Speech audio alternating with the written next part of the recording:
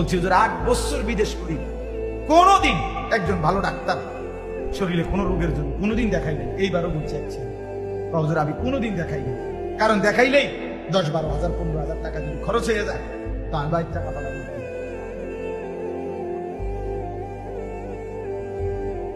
কয় ব্যথা বেদনার একটা দুটা ট্যাবলেট খাইয়া করে থাকি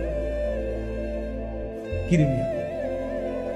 আর অসভ্য ছেলে 2 আঙ্গুলে মোবাইল টিপে তার বাবার কষ্টের এই ঘাম ঝরানো টাকা দিয়ে সন্তান সারা রাত